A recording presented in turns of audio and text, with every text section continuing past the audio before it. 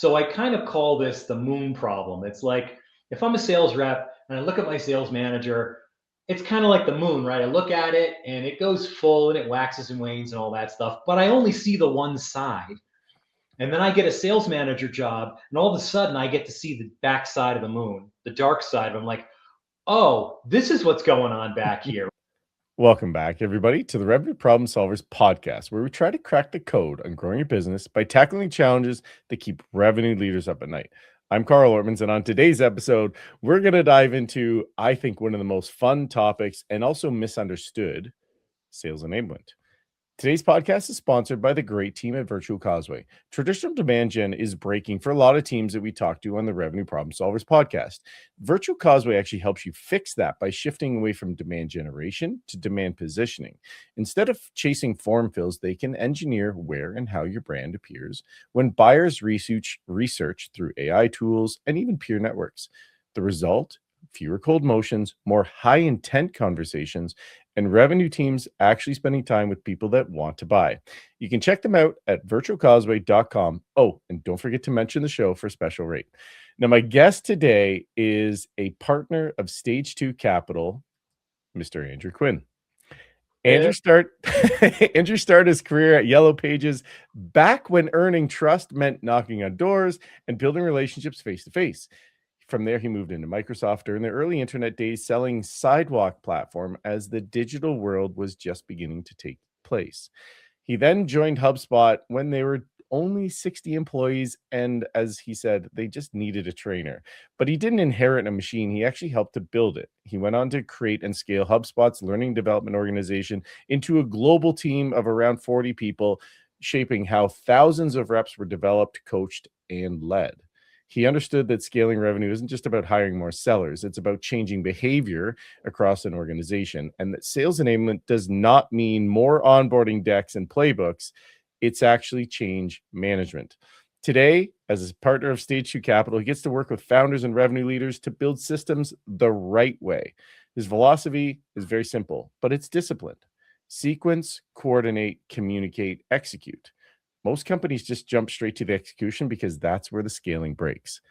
Andrew, welcome to the podcast. Thank you for joining us. So to kick us off, could you give us a little bit about a context about your world? What industries or verticals do you work with? What are the selling motions? What size companies do you work with? Sure. So I guess what I'll lead with, relative to the Stage 2 thing, Mark Roberge, if anybody's read his book, right? This one right here? No, the previous. Or the other one. Yes, exactly. I'm the guy that had to execute all that stuff. Like if you've read, what is it? The sales acceleration formula. Yes, sales acceleration formula. Like my job was actually doing a bunch of that stuff. It all worked. So I was actively involved in doing all that.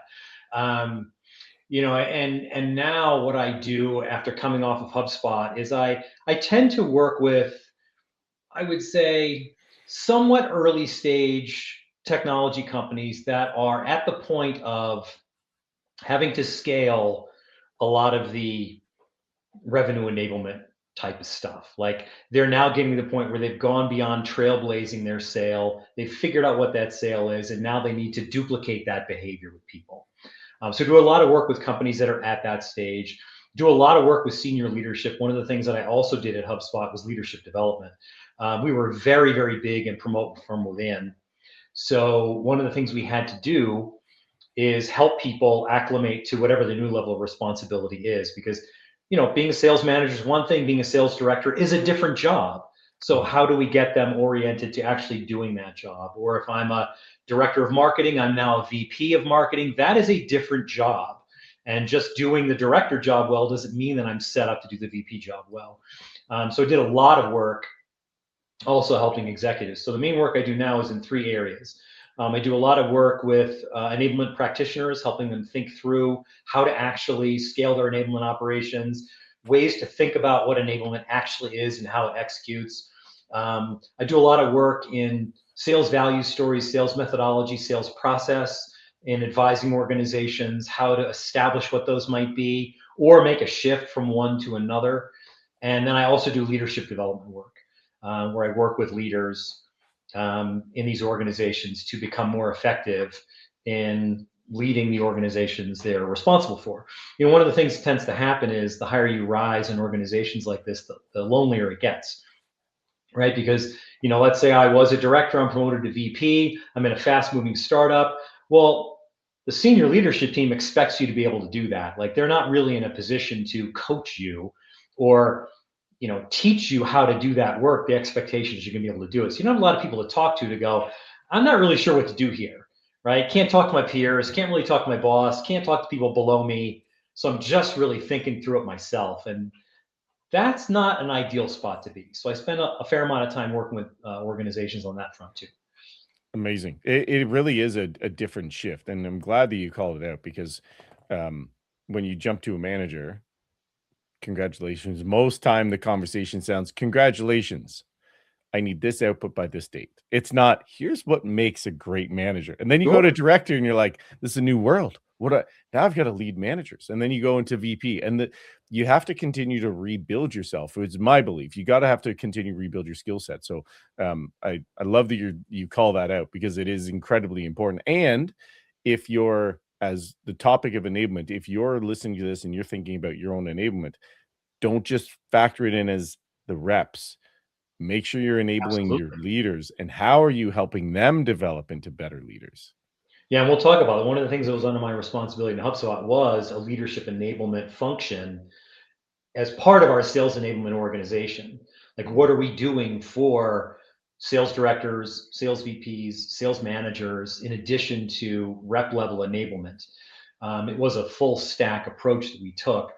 And something I want to point out, and I think this happens a lot in sales in particular, which is, the level above protects the level below from the sausage making that's going on up above, right? Because we know in sales, like, if the reps are worried about, hey, like, what's going on up there, they're distracted from what they need to do today, which is go out and slay the dragon, right? I need to go out and create a relationship out of thin air today that results in somebody giving me money. So I don't want to distract from that.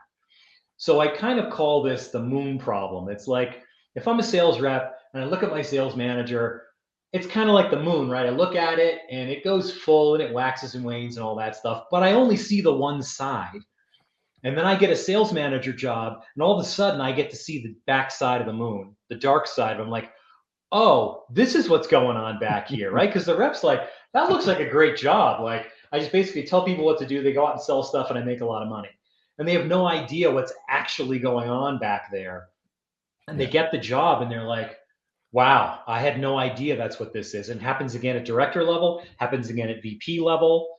And one of the things I did was help them navigate the dark side of the moon that they've never seen before and realize what it is and what you're supposed to do within it to succeed in the job.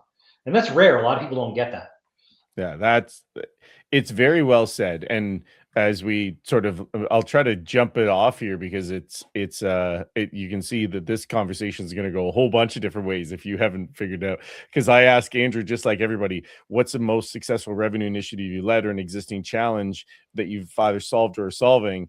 And one of the most fun prep calls, by the way, if you can't tell, even just by the beginning here, it became so clear that building the enablement function from the ground up is both the most challenging and successful, because you're right, their enablement takes on so many different functions. And for me, having spent a bit of time in this arena myself, this is like near and dear to my heart. Couldn't be more excited to talk about this because it's so often misunderstood, in my opinion. And Andrew's already given us some nuggets already, right? Like, there's the moon, but there's the dark side of the moon.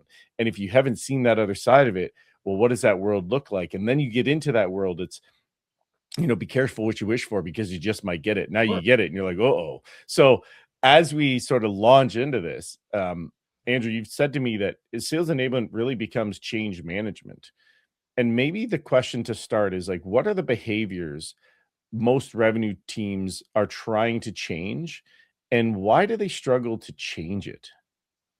It's an interesting question, and I don't know that there's any specific behavior in particular or set of behaviors, right? Because every organization has its own nuances relative to culture and things along those lines. But what primarily happens is we have people operating in a certain set of conditions or a certain set of behaviors. We'll call that condition A. right? In other words, let's say we've got 4 salespeople. We realize that what they're doing is working, but we now need to get it to where we've got 10 or 12 salespeople. We need to scale that up in some way. So how do we enable that change? Well, part of it is understanding what are the behaviors that actually work. Do I actually know what those predictable things are, right? Do I know that if this behavior happens, it's going to yield that outcome? So I need to have a clear understanding of the outcomes I'm trying to drive and back into which behaviors yield those outcomes. And then from there, as conditions change, right? And that could be new value propositions inside the organization, could be new products, new motions, new methodology, could be external market factors that are changing the dynamics that we're in. I now need people to move from where they are to this new thing. I need to get them from A to B. And enablement is the motion of getting them from here to there. And a lot of times that ends up defaulting in shorthand to training, right? We just need enablement equals training. And that's a false equivalency in my mind, because training could be a tool of enablement, but it is not enablement. Enablement is enabling the go from here to there.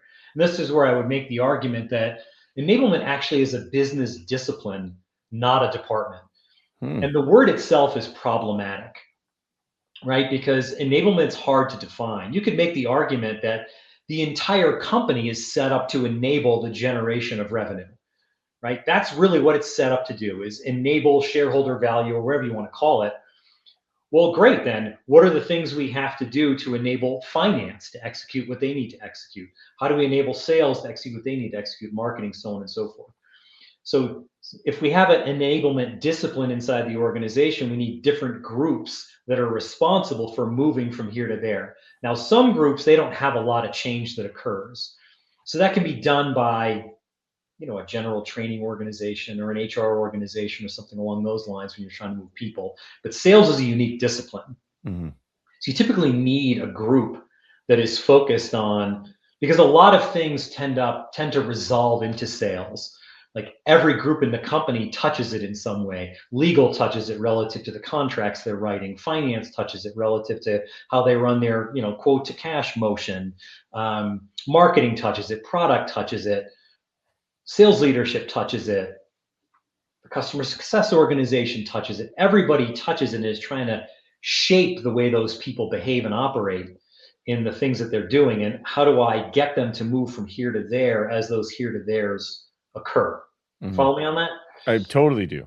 And I like that you're calling it out, because it's something that I was immediately, when you're talking about this, I have 2 questions that come to mind, and I don't want to ask you both at the same time, but I'll sort of preempt them and we can dive into one of the 2.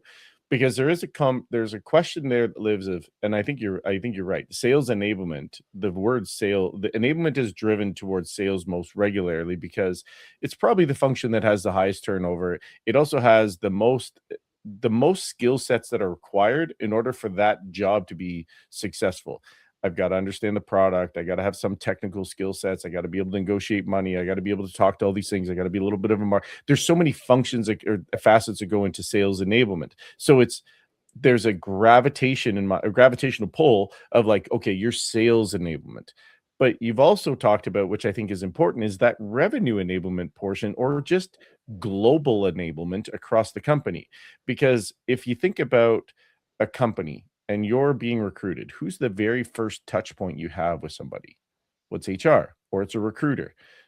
Well, does anybody look at the HR team and say, hey, this is how to write a great email. Here's how you do that outbound prospecting. Here's how you do these things. And the same time of like, hey, I want to launch a new thing. Oh, how often have you heard, like you said, oh, we got this new quote to cash thing. I'm going to just be able to share it with you. It's quick. You just have to do it and just carry on and go.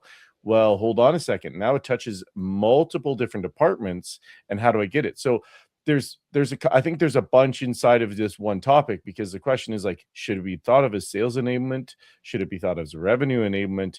And then even part of it is, where should it live? Should it be its own? Like I think you said, it's a department, not a discipline. So all of that context is, we jump to sales. Do we jump to sales because of the multiple facets that exist inside of a company, or should we be rethinking this about enablement is more than sales?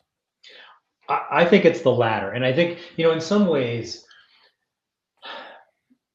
words matter. Right. And enablement became the sort of term of the moment because training became this like old way of doing things, right? Well, we're not training, we're enabling, right? It just felt more, empowering or more just a bigger thing. But the problem is everybody has a different definition of that word. I would say the most common definition is just training, like Right. training equals enablement. I don't believe that's true. But what also happens is when you take a department and you label them as enablement, they end up becoming a dumping ground. Because what happens is in enablement, there's a lot of stuff that goes on. As I told you before, that notion of like sequencing, coordinating, communicating, executing, what that really means is I need to understand all the things that might be, we'll use the sales organization as an example. Like at the peak of that organization, when I was running it, excuse me, we did probably somewhere between 510 and 520 discrete enablement initiatives in a year. Wow. All right. And those ran from, hey, there's a new login portal that you need to use to spin up instances of HubSpot to do your demos, to, hey, we're rolling out a whole new hub. This is like when we were rolling out the CRM, and then we were going to roll out the services hub on HubSpot, like a big product suite we need to roll out, to, oh, we're going to do a methodology change. Oh, we're changing fields in Salesforce, like all kinds of stuff coming from all sorts of places. And what tends to happen is all these groups that are creating things that are going to affect the sales team, maybe it's product marketing, maybe it's product, maybe it's the sales organization itself, like those things don't happen in a vacuum, but those different groups don't realize that, right? Yeah. They're sitting there going, I got my thing, I got to get my thing done, I got to get sales to do this, which is contributing to the thing I need to get done. They're not looking at the fact that, oh, there's 50 other things that all these other groups are pushing at the sales organization at the same time. Well, the sales organization is trying to meet its monthly quota, right? Or its quarterly quota, or whatever, however its objectives are set. So part of this is somebody sitting in the middle and going, what are all these things that are being pushed at the sales organization? What is the optimal sequence for them to be flowed into these people so that they can get from A to B on all these things? Because they're in a current state, I need to get them to this new state. And that might be new fields in Salesforce you need to use. It might be new login credentials you need to use. It might be a new value proposition we're saying, whatever it is. What is the plan to get from here to there? That's the coordination piece, because when I'm sequencing, it means I need to understand what it is, where we are now, where we need to be. What are all the pieces that need to be created in order to drive that change? What content needs to be developed? Who needs to know about it? What's the timing of the whole thing? What are the mechanisms we might use to communicate this stuff? Is there learning that needs to happen? Like, is it just simply people need to change behavior and they just need to know that, hey, this is the new way you do this, and it's a fairly light lift? Or are there new skills they need to acquire to execute this, which means we need to train them on those skills, give them practice opportunities for that? Like, what is the scope of that? And how do I coordinate all the different players that are going to contribute to this effort? And then how do I actually communicate everything to all the right people so they know what they need to do, when they need to do it, how they need to do it, so that I can then execute in a way that is optimized for adoption? Because that's where all this stuff breaks, right? Is we just keep pushing stuff to the sales organization. And a lot of times we push it to the sales organization at all levels at the same time. In other words, the senior leaders up top have all agreed we're going to do this, but they never told their directors, never told their managers, never told the reps, and those people will learn about it at the same time. So then the rep goes to the boss, the manager, how do I do this, or what is this thing? And the sales manager goes, I don't know, I'm learning about the same time you are. And then the sales manager goes to the director, like, have you heard about this? And they're like, no, first time I'm hearing about it too. So everybody just kind of goes, let's see what happens, right? And you don't get the adoption and the change, and it makes change way harder.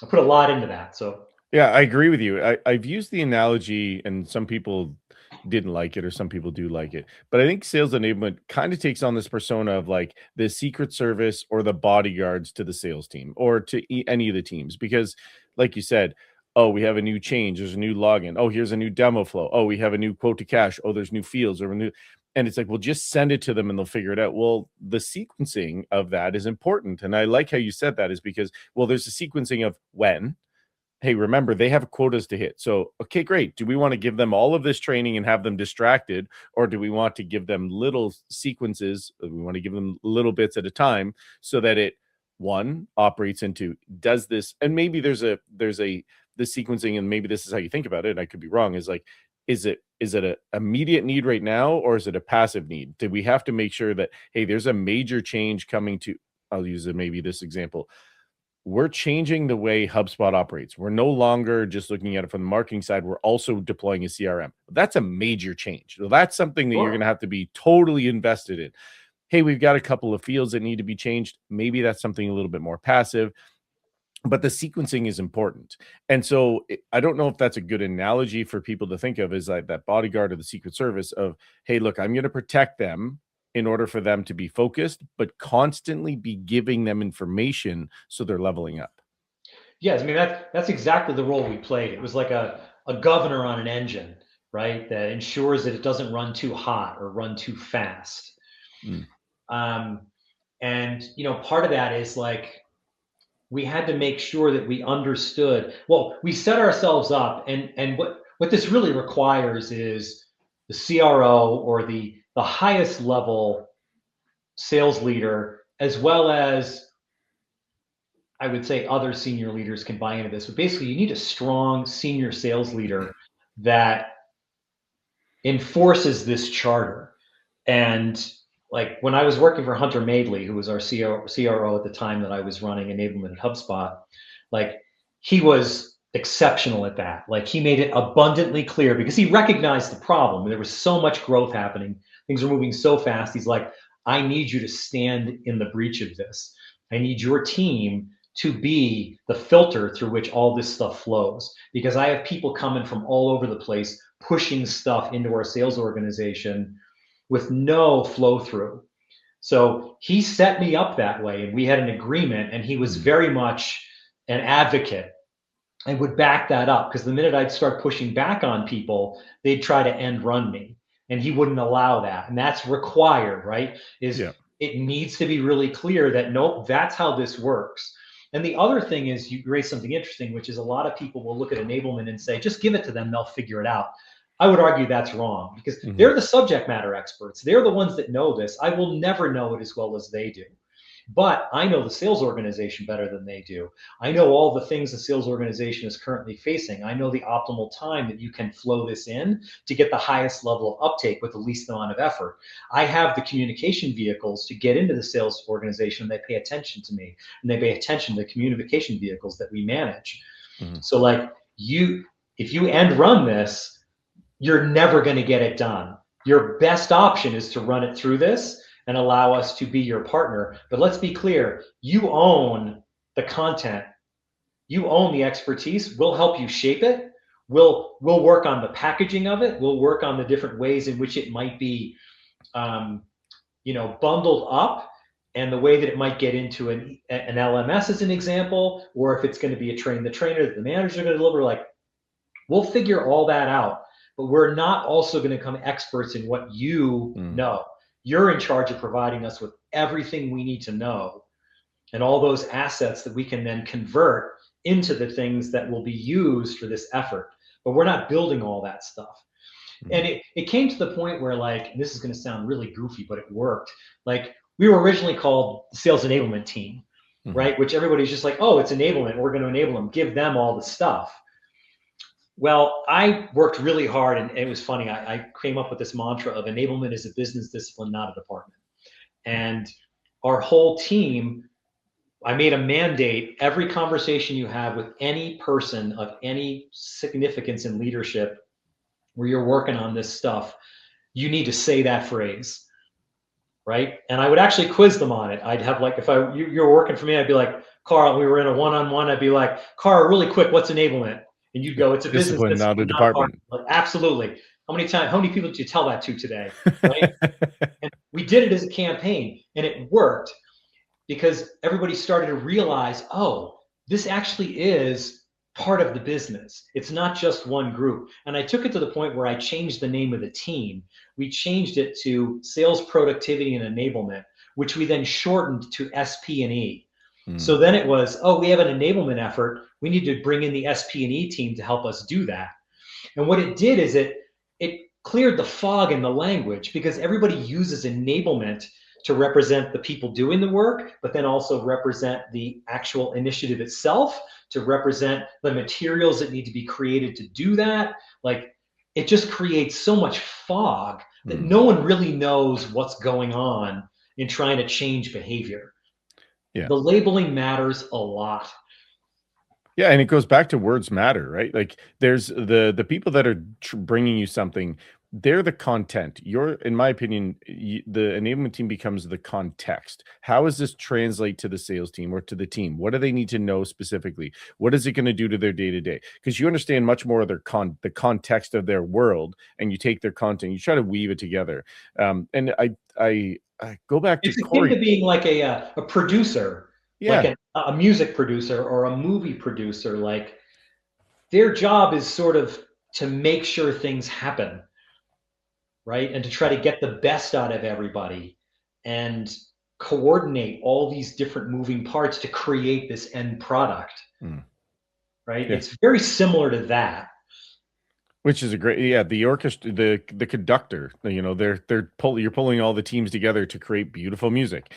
Corey Bray actually brought something up. He was on the podcast a while back, and he's in enablement function. He's written a bunch of books around enablement, but he talked to me a lot about this when he said sales enablement, or the enablement function, has to be very good at project management as well. Absolutely.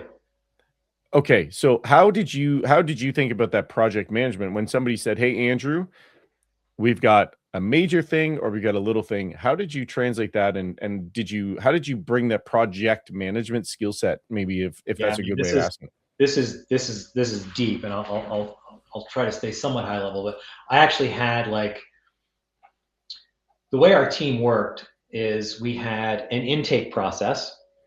Right? So anything that was going to get flowed into the sales team went into this intake process. And part of what we looked at was basically a 2-4 box framework that was urgency, importance, effort, and impact. So if you imagine we've all heard the urgent and important one, right? But that's important, right? Urgency has to do with, there's a lot of different ways to define it, but basically, you know, I want to make sure I understand where I am in that. You know, is it highly urgent, highly important? Obviously, that upper right box we really want to do. But then you've got another one, which is effort and impact. Like, how much effort is it going to take to create all the things to make this happen? How much effort is it going to take on the people on the receiving end that need to adopt all these things? Like, what does that effort look like? And also, what's the impact this is going to have? Not just on the business, not just on results. What's the impact on the people that need to do the work? What's going to be the impact on the people that need to, you know, consume this work and internalize it and then start using it in their jobs? Like, and there was a scoring system attached to that so that we could level out all the different things that were coming in, and then have very open and transparent conversations with senior leadership on how does this get sequenced? How does it get coordinated based on the urgency, importance, effort, and impact scores that we had, so we could say, hey, this can't be done yet. Like, the lift is too heavy, both in production and both in rollout, because it's sitting right on top of this other big thing we're doing. Like, to provide visibility into how this stuff is layering in and what it would take to produce it and what it would take to consume it on the recipient's end, which is the person needs to learn this stuff or navigate the change, right? So that's a big part of it. In the intake process, we'd scope the whole thing, right? And then try to figure out, where does this all slot in to all the other things that are already in progress. And then from there, we had a whole enablement flow to get from A to B, right? And it's essentially scope it, assign a project manager to it, then go figure out who are all the subject matter experts, content contributors that are going to be involved in fueling this effort. And then we had this little process called CND, and it stood for concept, narrative, and design. In other words, concept, what are we actually trying to accomplish here? What are we trying to get people to move to? has a lot to do with the outcomes, but it's the overall like theme of this movie. Like what is the core story we're telling here, or the core like moral of this thing, like the moral of the story. What is that? What's that core concept we're trying to tell? Okay, great. What's the narrative? Like what's the actual storyline that we need to follow to get people to navigate this change? And then the design is, okay, what are we going to build? Do we have to build e-learning materials? Do we have to build cheat sheets? Do we have to build train the trainer modules? Like what are we making and creating and designing to do all this? And then there was the actual, like that would flow into the actual build process. Then we would build and then we would execute.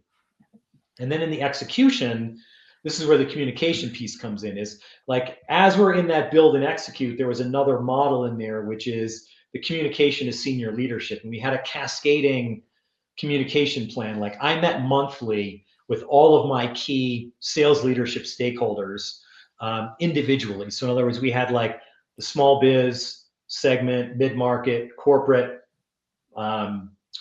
partner, and then a couple of international groups that weren't quite structured the same as we were in the US. I would meet with each one of those leadership groups individually, and I would project to them, here's what's coming over the next quarter or the next 6 months. But I would do this monthly. So they'd know well in advance, this is what we currently have sequenced. This is what's going to be pushed into your teams. Anything new comes in, I would introduce that in the next monthly meeting and say, hey, this is what's coming.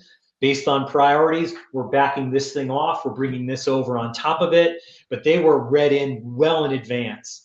And then as we were getting close to an initiative being rolled out, we would always have a manager pre-session.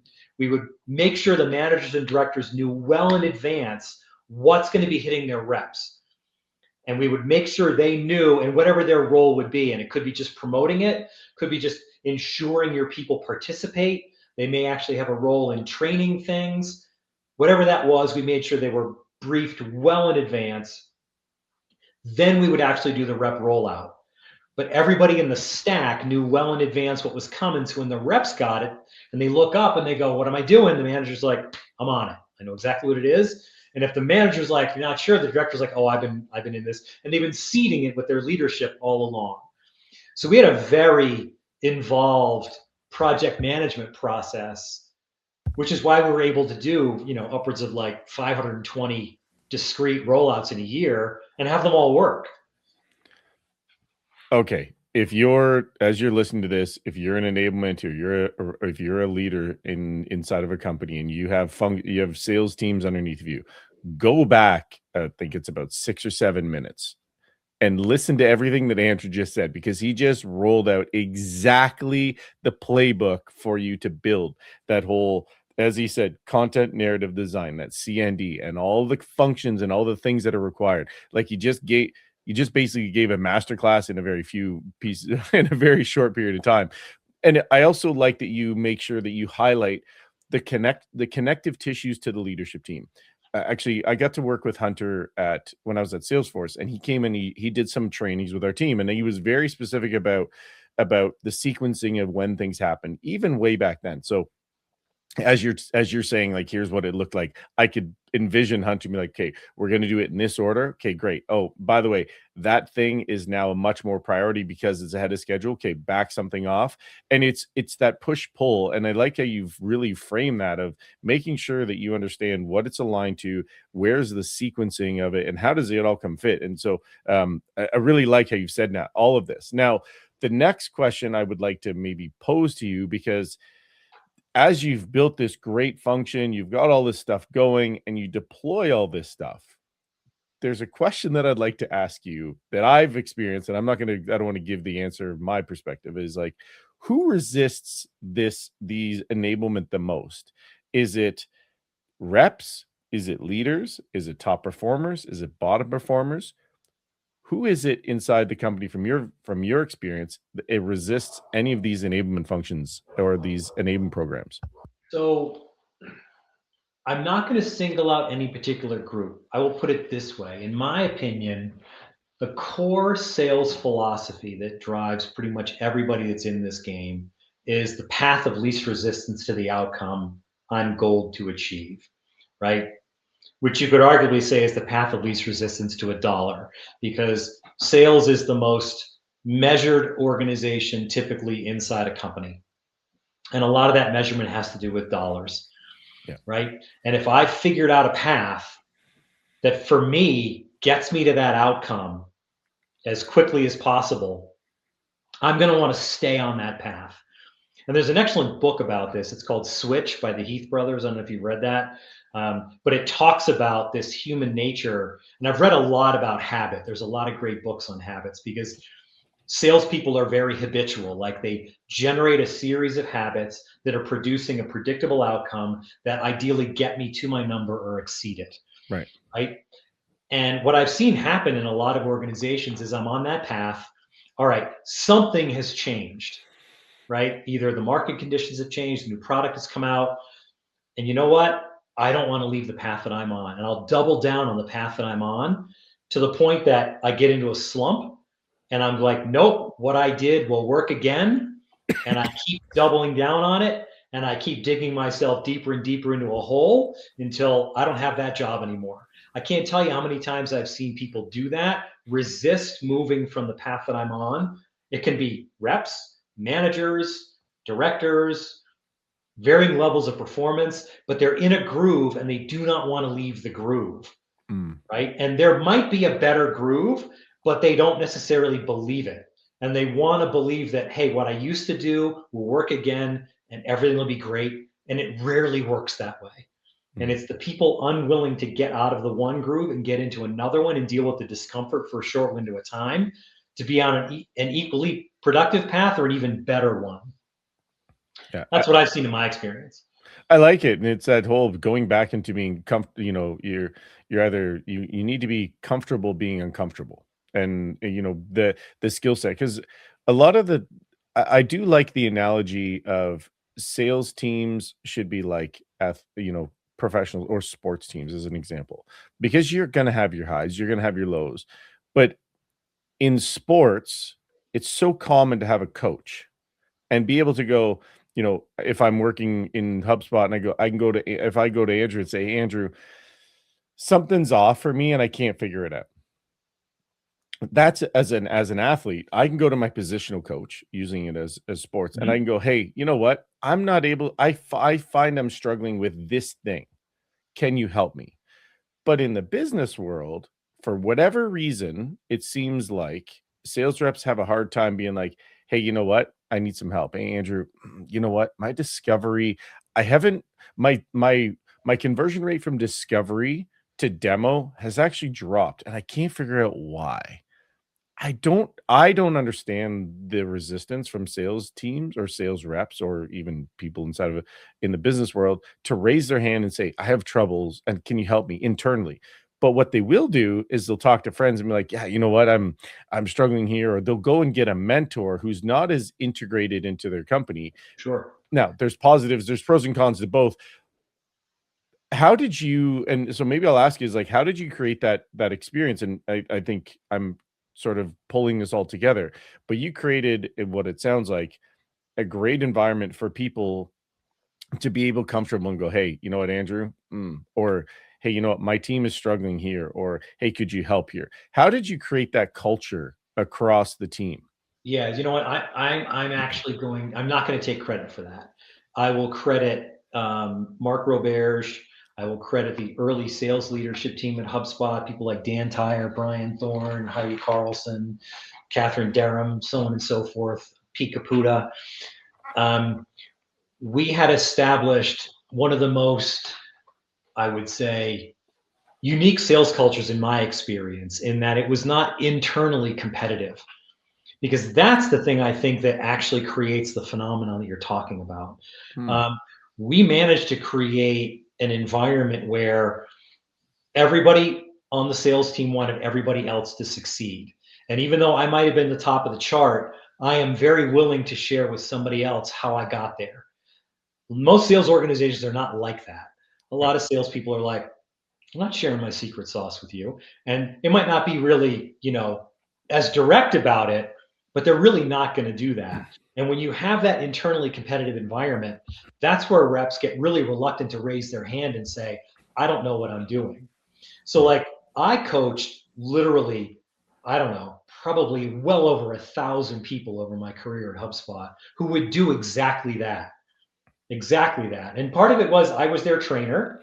I taught them how to sell HubSpot, and I actively got on calls with them when they were ramping up and, was helping them get acclimated to that. And, I would meet with them. We keep working on it. Another thing we did too is like we always listened to game tape. We always listened to recordings to try and get better. And of course, now every organization has gone, but like as an example, when we adopted that, there was no pushback at all. Like some organizations, it can be really a hard thing because the salespeople are like, oh, now we're bringing in, surveillance and all that stuff. We listened to each other's calls from the very beginning. Like when I first got there, I'd never really experienced that. I was shocked by it. I'm like, oh, this is different. And I remember sitting in the first one, it was like, I think at that point we might have had like 20 sales reps, and we'd all get together and we'd listen to a call, and we'd have somebody who was designated to give, the positives, like what's going well here, like let's call that out, and somebody else who then call out the stuff that we could adjust, and we'd have a really open, very vulnerable discussion about all that, and everybody was really willing to do it, and we just baked that in from the very beginning. And we just kept it all the way along until we got up to like, I don't know, 800-900 reps. But that still was a thing. Like everybody listened all the time, and everybody was willing to talk about the things that they were bumping into or running into challenges with. There was no fear of exposing where I might be, running into issues in whatever stage of my process I might be running into it, whether it's, my discovery to demo conversion rates off, or I'm just not getting the right commitments coming out of discovery, or I'm just not asking for the order the way I need to, like whatever it was. That was a very cultural thing. I played a role in it. I contributed to it, but I have to give credit where credit is due. Like that was a very core HubSpot thing. And we maintained it as leadership shifts occurred in the sales organization over time, as they often do. That's awesome. I think Mark wrote in the sales acceleration. I want to say it was Friday night, Friday at 5. I want to say it was the game tape. There was a day specifically that he called it out, and it was like somebody was in the hot seat. Okay, great. You're in the hot seat. Let's go. Let's learn from each other. Yeah. And I was responsible for running those for years. Like I was the guy that ran that. Yeah, that's so cool. Andrew, I just realized we're 40 something minutes in, and I said I'd get you out of here in an hour. So I apologize. We've gone long. Not a problem. I'm very passionate about this stuff. And it's been so much fun because I'm learning. I've got a whole page of notes. I'm actually on my second page already. But as we maybe transition to get you out of here, I don't want you to be late for your next thing. As I like to ask everybody towards the very end, I say, everybody likes new and nobody likes different. And when you do both at the same time, it can cause friction or uncertainty. So for somebody who's either building their sales enablement function, or they're looking at, I need to up level my sales enablement or my enablement function across my company, what are 2 or 3 actionable things that you would say, go do this on Monday, and it will help you increase or get to a better level of productivity? Sure. First thing I would say is you need to absolutely clearly define enablement and get buy-in to that definition for your organization. Like, what do we actually mean by enablement? What's in it and what's outside of the scope of it? Let's just define that whole thing, right? That is step one, in my opinion. And once that's defined, then you need to start thinking about, all right, what are the outcomes that we are trying to drive? Right. And, that might be, we're trying to reduce ramp time of reps that are brand new in the seat. We're trying to ensure that whenever a change occurs, we have the highest uptake rate with the least amount of friction possible. Right. We want to be in a position where, if a new product rolls out, we have all the things in place to get adoption of that and movement into the market as quick as possible. Whatever those outcomes are, and there's not going to be a ton of them, it's probably somewhere between 3, 5, maybe 7 tops. Like, what are those key outcomes that ultimately end up shaping the charter of the enablement organization? In other words, this is what we are responsible for. We're responsible for driving these outcomes. And then you want to back into it. And this is the mistake a lot of people make, is they go, oh, we need to change this thing. I guess we need training. Let's start building stuff, right? You need to think backwards. You need to go, okay, what are we trying to accomplish here? Great. Well, how do we measure this accomplishment to know that we actually got there? What are the indicators we're going to look at that are early and that are lagging to know that we actually made the change we need to make? Great. If this is something that, that change is defined and we're defining how we're going to measure it, well, what are the things that we need to do in order to be able to make that measurement occur? Let's say that measurement is a test. Like, I'm going to be testing reps to make sure that they know this thing, or I'm going to be running a certification to make sure that they can speak through this the right way. Well, great. Like, if we know that's the measurement, how do we give opportunity to actually practice, engage, so that they can pass the test? And then how do we actually get them to acquire the knowledge and skill necessary to be able to practice in whatever practice is necessary to pass the test? I need to back into this.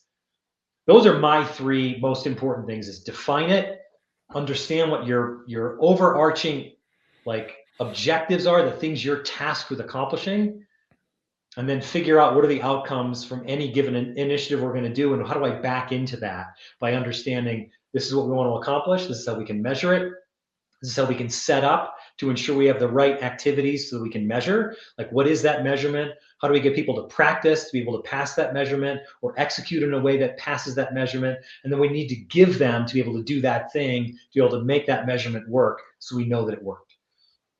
Amazing. This has been effectively a masterclass today for those people listening.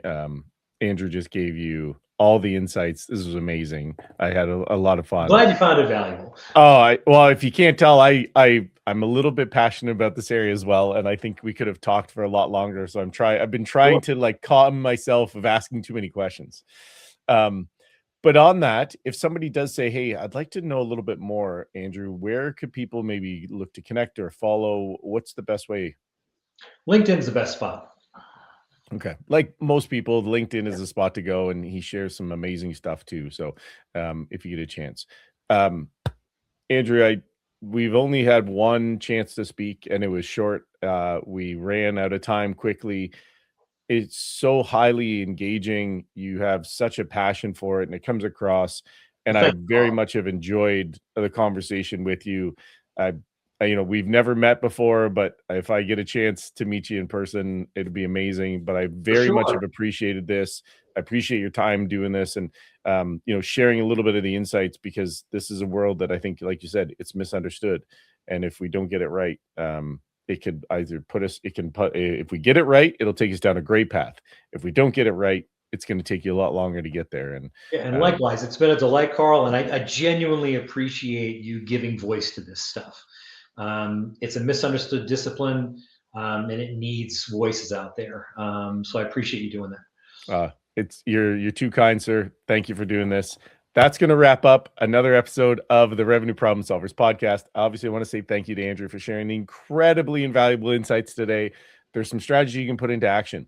Remember, success leaves clues, and every revenue problem has a solution. Sometimes you just need the right conversation to find it. Until next time, it's Carl with the Revenue Problem Solvers, helping you turn your obstacles into opportunities. Thank you for investing your time with us today. See you on the next episode.